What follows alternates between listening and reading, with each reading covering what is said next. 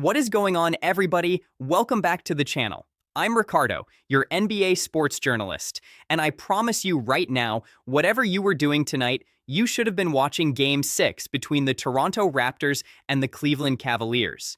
Because what just happened in that building was one of the most stunning, most dramatic, most absolutely unbelievable moments of the entire 2026 NBA playoffs. And we are only in the first round. Toronto Raptors 112, Cleveland Cavaliers 110, in overtime. Game 7 is happening. I need you to really sit with that for a second. The Cavaliers came into tonight's game leading this series 3-2, one win away from advancing, one win away from moving on, and letting everybody forget that this series even happened. All they had to do was close it out at home, in front of their crowd, against a Raptors team that was supposed to be too young and too inexperienced to survive this long against Cleveland. And instead, Toronto came into that building, played 48 minutes of regulation, forced overtime, and won the whole thing in the extra period to keep their season alive. Let me walk you through exactly what happened, because the quarter-by-quarter story of this game is something else entirely. Toronto came out in the first quarter and punched Cleveland right in the mouth. They outscored the Cavaliers 8-6 in the opening period, which doesn't sound like a lot, but the tone they set, the aggression, the physicality, the refusal to come in intimidated, that set the stage for everything that followed. Then the second quarter happened, and Toronto absolutely took over. They outscored Cleveland 29-19 in the second quarter, 29-19. They went into halftime up by 13 points in an elimination game on the road. 13 points. The building was quiet. Cleveland fans were looking at each other wondering what in the world was happening. But here is where the game gets complicated. Cleveland came out in the fourth quarter and did what experienced playoff teams do. They made a run. They outscored Toronto 23-12 in the final period of regulation. They clawed all the way back. They tied the game. They forced overtime in a building that suddenly came back to life because nobody in Cleveland wanted to go home. And for a few minutes, it genuinely looked like the Cavaliers were going to survive, like they were going to ride that fourth quarter momentum into overtime and close it out. Toronto had other ideas. In overtime, the Raptors outscored Cleveland and held on to win 112-110. 2 points. The entire series, the entire season, 2 more points than the other team in overtime. That is playoff basketball at its most pure and most brutal. Now let me talk about the performances, because this is where it gets really interesting. Scottie Barnes was the story of this game for Toronto. 25 points, 7 rebounds, 14 assists. 14 assists in an overtime playoff game on the road. He was the engine that made everything go for the Raptors all night. Finding cutters, making the right read, keeping the offense flowing even when Cleveland tried to take him away. His +2 doesn't fully capture how important he was, because there were stretches of this game where every good thing Toronto did ran through Scottie Barnes. He had 4 assists per turnover, which in a playoff game under this kind of pressure is genuinely remarkable. Then you had R.J. Barrett going for 24 points with 9 rebounds and 3 assists, being aggressive and physical in all the ways you need to be in a hostile playoff environment. He had 5 turnovers, which is something Toronto will want to clean up, but his willingness to take the hard shots, to go to the rim, to not back down, that was massive. And then Jacoby Walter, a name I want you to remember because this young man went for 24 points on 53.8% shooting, hit 4 threes, and was 6 for 6 from the free throw line. 6 for 6. Perfect. In overtime with the season on the line.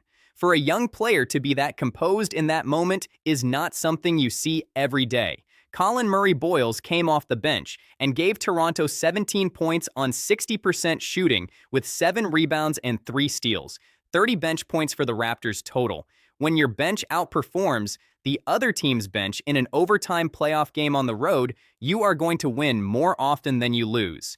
Now, Cleveland. Let's talk about Cleveland, because I don't want to just celebrate Toronto without understanding the full picture of what went wrong for the Cavaliers tonight. Evan Mobley was spectacular and deserves to be recognized for it.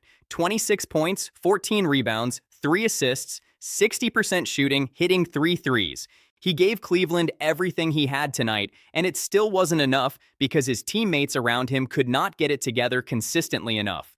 Donovan Mitchell had 24 points, but shot just 42% from the field and only 20% from 3 on 10 attempts. He was trying to force things in the fourth quarter when Cleveland needed him most, and it cost them possessions at critical moments. He finished -4 on the night, which tells the story of a guy who was working hard but not quite right. James Harden had an interesting night. 16 points, 9 rebounds, 9 assists, so essentially a triple-double, but he had 4 turnovers and was shooting 35.7% from the field. For a player of Harden's experience and playoff resume, you need cleaner play in a Game 6 situation. He was a +11, which actually suggests the lineup was better with him.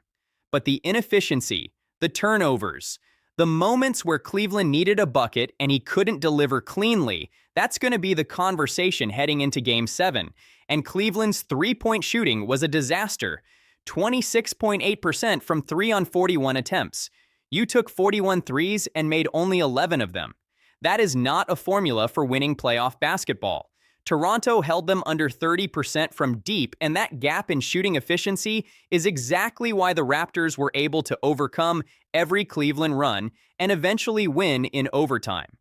Cleveland also went to the free throw line 27 times and only made 19 of them, 70.4% from the charity stripe, in a game decided by 2 points.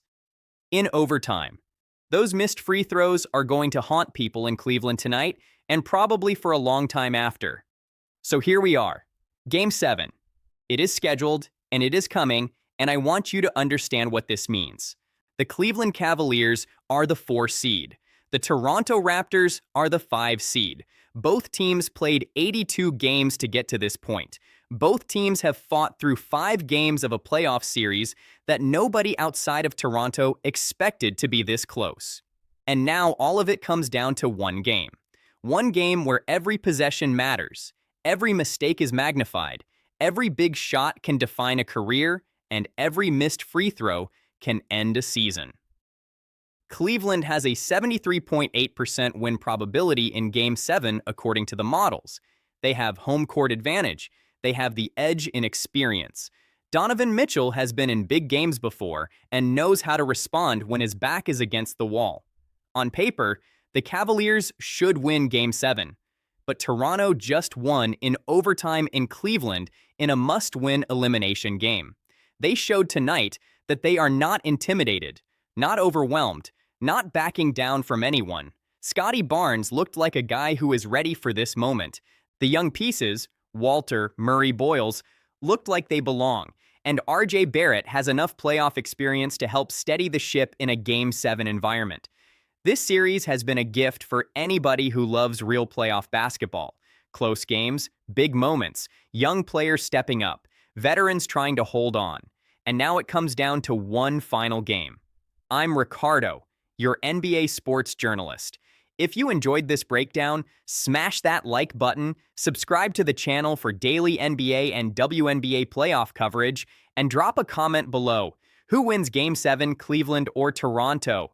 I genuinely want to know what you think. I'll see you in the next one.